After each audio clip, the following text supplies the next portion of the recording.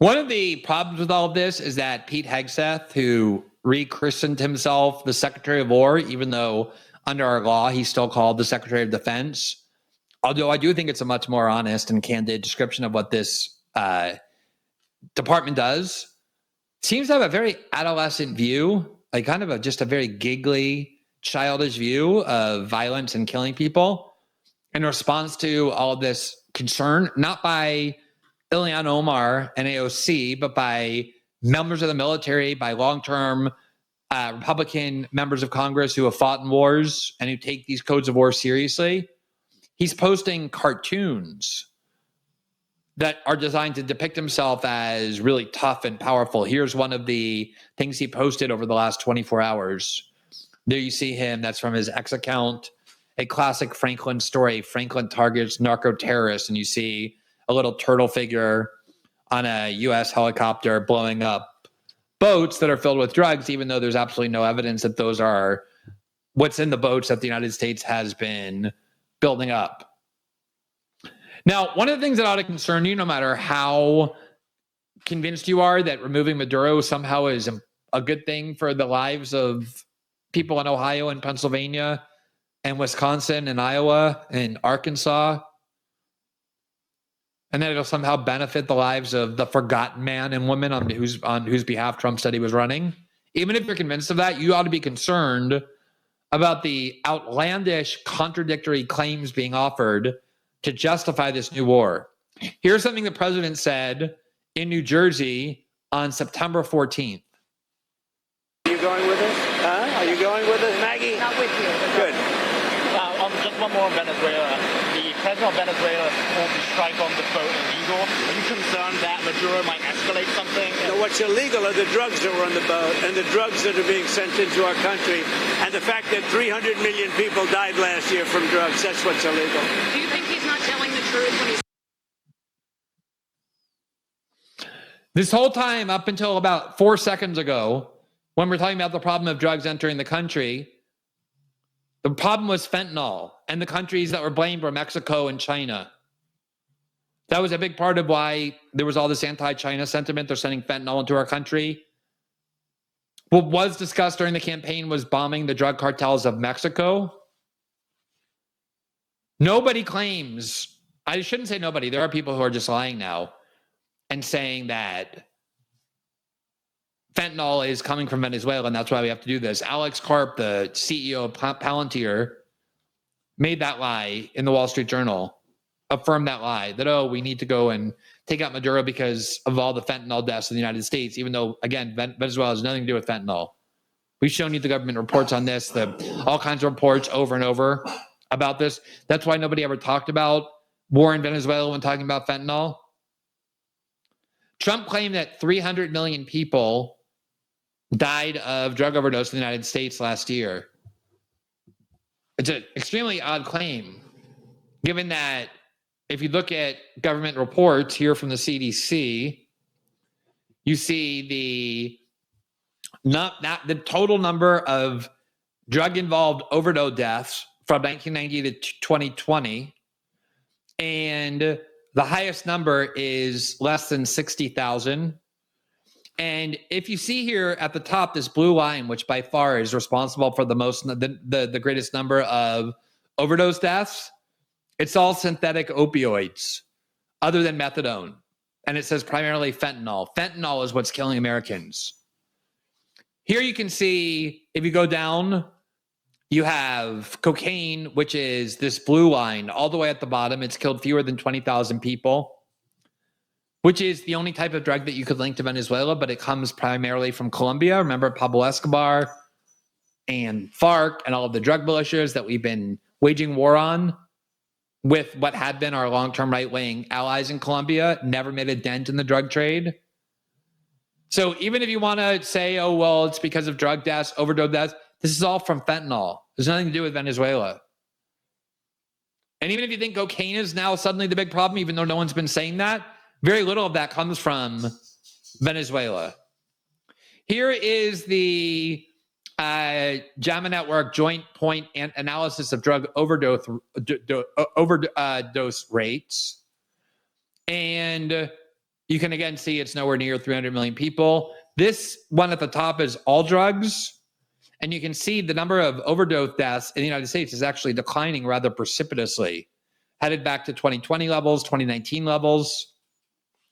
By far, the biggest number continues to be this orange line here, which is opioids, which again are people consuming fentanyl-laced heroin or Oxycontin or other types of opioids, again, primarily fentanyl. That's the vast, vast, vast majority of deaths from overdose. If that would really concern you, you would go after fentanyl, not Venezuela. The next number of death is methamphetamine. Again, now it's a small number. It's on decline. And then at the very last line is cocaine. Cocaine causes the fewest amount of overdose deaths of the major drugs. You don't go to war over drug overdoses and do so because a small number that's actually hasn't increased very much at all, going back to 2015 levels. Maybe it's gone up some, peaked in 2023, and now it's headed back down.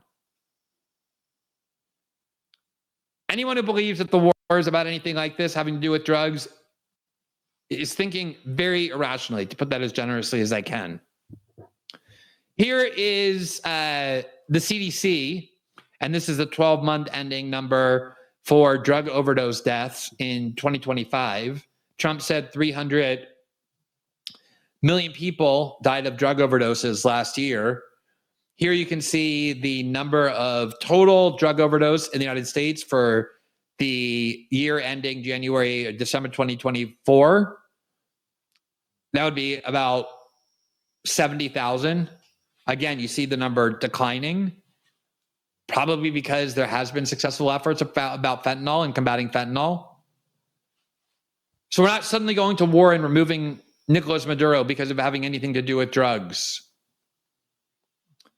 But that is the claim. That is the primary claim. And of course, it's very sensationalistic. It's very provocative. It's tribalistic. Maduro is evil because he's sending in drugs that are killing our kids and our citizens. You're like, oh, wow, that sounds bad. It's like Saddam Hussein needs to be taken out, not because he's a bad guy for Iraqis, but because he's developing chemical and biological nuclear weapons. He's going to give it to Al-Qaeda to kill us all. And was like, wow, that's terrible. That's like a direct threat to us. We need to think out Saddam Hussein. It's the most insultingly banal. They might as well just accuse Maduro of having weapons of mass destruction. It'd be easier and it would be more convincing than all this. Here's Marco Rubio a week ago justifying why we're blowing up the drug boats and angling to remove Maduro. Yeah, well, I mean, the question is, bottom line, these are drug boats. If people want to stop seeing drug boats blow up, stop sending drugs to the United States. But does it matter if it's in the United States? Well, these are all in international waters. The boat. Do a strike in the United States, or if well, that's a different matter. Now you're talking about a law enforcement matter. In this particular case, there are people traveling on international waters headed towards the United States with hostilities in mind, which includes flooding our country with dangerous, deadly drugs, and they're going to be stopped. And that's what's happening. And in the case last week, you saw there was a submarine. It was a submarine. It was a submersible. That's a drug boat all the way through. We know what these boats are. The president just said it. We tracked them from the very beginning. We know who's on them, who they are, where they're coming from, what they have on them. They have no idea who's on these boats.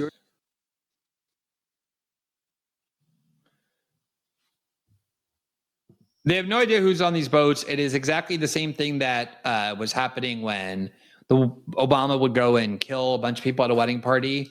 And afterwards, they would release a press release saying, we just killed 14 militants.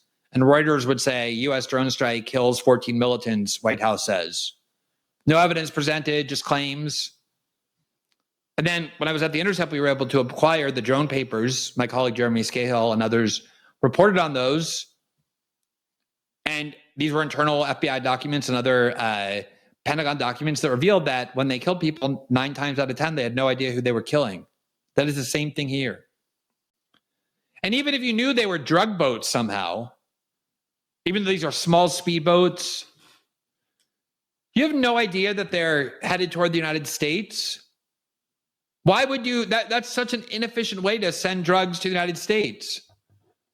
But again, the way you're never going to eliminate the drug problem or even make a dent in the drug problem through the war on drugs, through warring to get rid of the drug trade. That's been tried for 60 years, 70 years. It hasn't worked. Have you ever heard anyone inside the United States say, oh my God, there's a war on drugs. I can't get this drug I want. Drugs are everywhere. The only way to ever solve the drug problem is to address the question of why there's so much demand inside the United States among Americans for drugs. That's a lot harder of a question, a lot harder problem to solve. You have to solve the material deprivation and spiritual crisis in the United States that causes people to turn to drugs. Instead, we're going to get a bunch of theatrics about blowing up boats and then lies about how we're taking out Maduro because that'll stop the flow of drugs into the United States, none of which is going to happen. Thanks for watching this clip from System Update, our live show that airs every Monday through Friday at 7 p.m. Eastern exclusively on Rumble. You can catch the full nightly shows live or view the backlog of episodes for free on our Rumble page.